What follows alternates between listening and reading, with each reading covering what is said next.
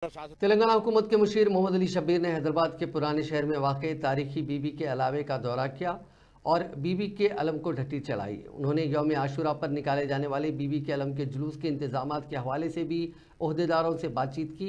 उन्होंने ओहदेदारों को हिदायत दी कि वो इस बात को यकीनी बनाएं कि सभी के लिए मुनासिब इंतजामात किए जाएँ। उन्होंने कहा कि आशूर खाना जाने वाले लोगों और बीबी के अलम के जुलूस में शिरकत करने वालों को किसी किस्म की तकलीफ का सामना ना करना पड़े।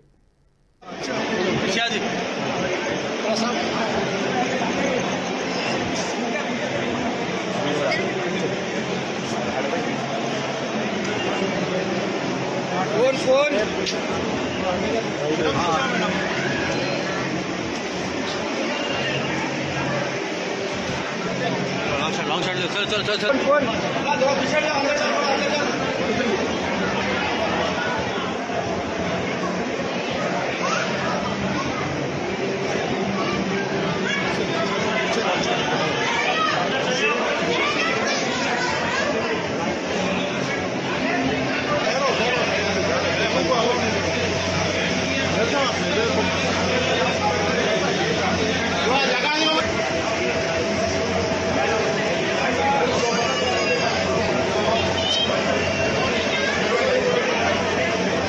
सामने सेटिए भाई सामने सेटिए भाई